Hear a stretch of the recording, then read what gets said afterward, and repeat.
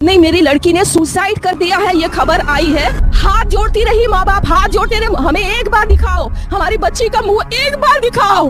हमको नहीं दिखाया गया। बच्ची का शरीर में कोई कपड़ा नहीं था, पैर दोनों राइट एंगल में मिला गया, चश्मे को कूटा गया जिसकी वजह से आंखों से खून निकल गया, गला दबाकर मारा गया। একজন ডাক্তার তার জীবনের উদ্দেশ্য হলো মানুষের সেবা করা। তার কাছে সেবাই ধর্ম, সেবাই কর্ম। এই সেবা করতে এসে তার সাথে ঘটে গেল এমন নৃশংস নারকীয় ঘটনা, যেটা দেখে সারা দেশের মানব সমাজ আজ লজ্জিত। সারা রাজ্য, সারা দেশের মানুষ রাগে ক্ষোভে জ্বলছে। সবাই একই সুরে বলছে, উই ওয়ান্ট জাস্টিস, আমরা বিচার চাই।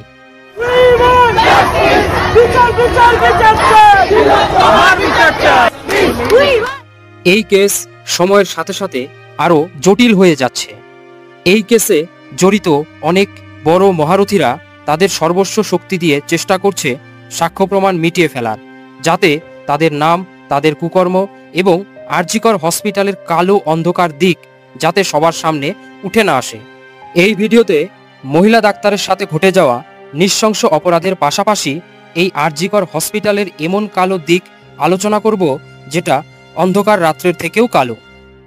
ভিডিওটির শুরুতেই বলে রাখি, ধর্ষিতার ছবি এবং আইডেন্টিটি পাবলিশ করা অপরাধ, তাই আমরা এখানে তার আসল নামের পরিবর্তে অভয়া নামটি ব্যবহার করব। 8ই আগস্ট 2024 কলকাতার আরজিকর মেডিকেল কলেজে সেকেন্ড ইয়ার পিজি স্টুডেন্ট 31 বছর বয়সী অভয়া তার নাইট শিফটে ডিউটি করছিল। রাত্রি 11:15 অভয়া তার মায়ের সাথে ফোনে কথা বলছিল।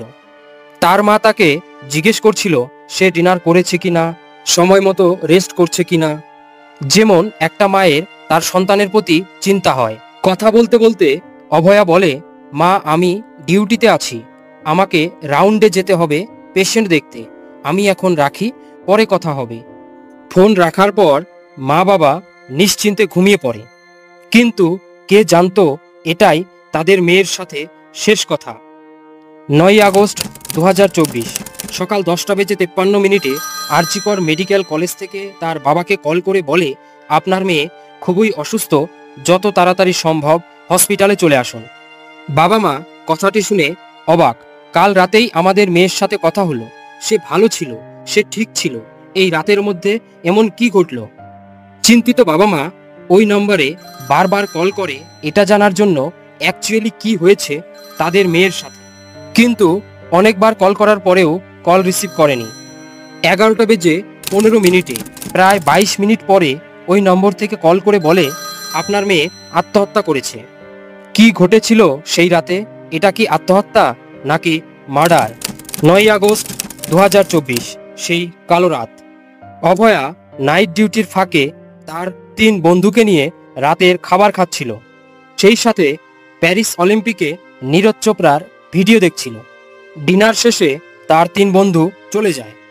অভয়ার নাইট শিফট চলছিল, তাছাড়াও সে লাগাতার 36 ঘন্টা ডিউটি করার পর খুবই ক্লান্ত ছিল, তাই সে সেমিনার হলেই ঘুমিয়ে পড়ে।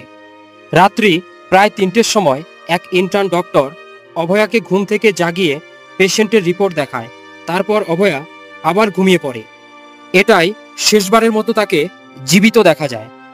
পরের দিন সকাল প্রায় 9:30টার দিকে এক জুনিয়র ডাক্তার যখন সেই সেমিনার হলে প্রবেশ করে, সামনে ব্লু ম্যাট্রেসের ওপর অভয়ার এরকম দৃশ্য দেখে আতঙ্কে চেঁচিয়ে ওঠে। সাধারণত ডাক্তারদের মন অনেক শক্ত হয়, কারণ তাদের পেশাই এরকম। কিন্তু এরকম দৃশ্য দেখে যে কারুরই আত্মা আতঙ্কে কেঁপে উঠবে। জুনিয়র ডাক্তার একটু এগিয়ে গিয়ে দেখে ডেড বডির চারপাশে রক্ত আর রক্ত পড়ে রয়েছে। জুনিয়র ডাক্তারের চিৎকার শুনে অন্য ডাক্তার ও মেডিকেল স্টাফরা সবাই ওই সেমিনার হলে ছুটে আসে। তারপর তারা দেখতে পায় অভয়ার মৃত শরীর পড়ে রয়েছে। তার শরীরের ওপরের কাপড় তো ছিল, কিন্তু তার নিচের অংশের কাপড় শরীরের পাশে পড়ে রয়েছে, অর্থাৎ সে অর্ধনগ্ন অবস্থায় পড়ে রয়েছে। তার শরীরের এমন কোনো অংশ বাকি ছিল না যেখানে হিংস্র পশুর মতো অত্যাচার চালানো হয়নি। চশমার কাঁচ ভেঙে তার দুটো চোখে ঢুকে যায়, চোখ দিয়ে রক্ত পড়ছিল, তার মুখ দিয়ে রক্ত পড়ছিল। তাকে গলা চেপে শ্বাসরোধ করে মারার সময় তার থাইরয়েড কার্টিলেজ ভেঙে যায়। তার ঠোঁট, নখ, গোপনাঙ্গ ও অন্যান্য স্থান থেকেও রক্তপাত হচ্ছিল এবং তার পেটেও গুরুতর আঘাত করা হয়। তার বাম পা, গলা, ডান হাত ভেঙে দেওয়া হয়। তার শরীরের বিভিন্ন স্থানে দাঁত দিয়ে কামড়ের আঘাত পাওয়া যায়। কে বা কারা ছিল এই মানুষরূপী পশু যে একজন মহিলা ডাক্তারের সাথে এরকম নৃশংস অত্যাচার চালিয়ে মেরে ফেলে? আমার মেয়েটা জনগণের সেবা করতে গিয়ে নিজের প্রাণটা বলি দিয়ে দিয়েছে। আমি সবার পা ধরছি, আমাকে একটু দেখতে দিন আমার মেয়েটাকে, আমার একমাত্র মেয়ে চলে গেছে। তারপর পুলিশ ঘটনাস্থলে এসে তদন্ত শুরু করে। পুলিশ সেমিনার হলে তল্লাশি চালিয়ে অভয়ার মোবাইল ফোন ও ল্যাপটপের পাশাপাশি একটি ব্লুটুথ হেডফোনও পায়। পরে পুলিশ হসপিটালের সিসিটিভি ফুটেজ খতিয়ে দেখতে পায় প্রায় 4টার দিকে একজন ব্যক্তি গলায় হেডফোন নিয়ে সেমিনার হলের দিকে যায়। কিন্তু যখন সে 4:37 সেই সেমিনার হল থেকে বেরিয়ে আসে তখন তার গলায় হেডফোনটি ছিল না। পরে পুলিশ যখন সাসপেক্ট লিস্টের সবার ফোনের সাথে ব্লুটুথ হেডফোনটি কানেক্ট করার চেষ্টা করে তখন একজন ব্যক্তির ফোনের সাথে ব্লুটুথ হেডফোনটি কানেক্ট হয়ে যায়। আর এই ব্যক্তিটি ছিল সঞ্জয় রায়। সঞ্জয় রায় একজন সিভিক ভলেন্টিয়ার ছিল, যার কাজ ছিল কলকাতা পুলিশকে ট্রাফিক কন্ট্রোল, ডিজাস্টার ম্যানেজমেন্ট এবং হসপিটালে যেখানে এমার্জেন্সি সিচুয়েশনে হেল্প করা। এই কারণে সঞ্জয় রায় বিনা বাধায় আরজিকর মেডিকেল কলেজে যেখানে সেখানে যাওয়া আসা করত। এখানকার মেডিকেল স্টাফরা বলে সঞ্জয় রায় রোগীদের ভর্তি করানো এবং বেড পাইয়ে দেওয়ার নাম করে দালালি করত। সঞ্জয় রায় নিজের এলাকা ভবানীপুরে অনেক কাজের জন্য তার বদনাম ছিল। সে নিজের এলাকায় নিজেকে পুলিশ বলে পরিচয় দিত এবং সেখানকার ছেলে মেয়েদের চাকরি দেওয়ার নাম করে টাকা নিত। এমনকি সঞ্জয় তার বাইকে পুলিশের স্টিকার লাগিয়ে ঘুরে বেড়াতো। সঞ্জয়ের প্রতিবেশীরা বলে সঞ্জয় 4টি বিয়ে করেছে। তার প্রথম 3টি ওয়াইফ সঞ্জয়ের খারাপ বিহেভিয়ারের জন্য ডিভোর্স দিয়ে চলে যায় এবং চতুর্থ ওয়াইফ লাস্ট ইয়ার ক্যান্সারে মারা যায়। সঞ্জয় অশ্লীল ছবি এবং অ্যালকোহলে আসক্ত ছিল। এমনকি সঞ্জয়ের রেড লাইট এরিয়াতেও যাওয়া আসা ছিল। গ্রেপ্তারের পর সঞ্জয় পুলিশি জেরায় জানায় ঘটনাটি হওয়ার আগে হসপিটালের পেছনে মদ্যপান করছিল এবং সেই সাথে তার মোবাইল ফোনে অশ্লীল ছবিও দেখছিল। পরে পুলিশ সঞ্জয় রায়ের ফোনটি চেক করে দেখতে পায় তার ফোন অশ্লীল ভিডিওতে পরিপূর্ণ ছিল। এত বড় একটা নৃশংস ঘটনা ঘটে যাওয়ার পরেও কলেজের প্রিন্সিপাল সন্দীপ ঘোষের বক্তব্য যে সেমিনার হলে এত রাতে একা অভয়ার ঘুমিয়ে থাকা উচিত হয়নি।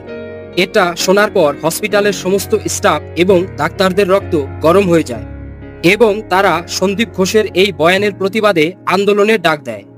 এই আন্দোলন শুরু তো হয় আরজিকর মেডিকেল কলেজ থেকে, কিন্তু ধীরে ধীরে এই আন্দোলন ছড়িয়ে পড়ে গোটা রাজ্য, দেশ ও দেশের বাইরেও। তারপর উঠে আসে পুলিশি তদন্তে অনেক গাফিলতি, যেটা এই আন্দোলনকে আরো অনেক বড় পর্যায়ে নিয়ে যায়।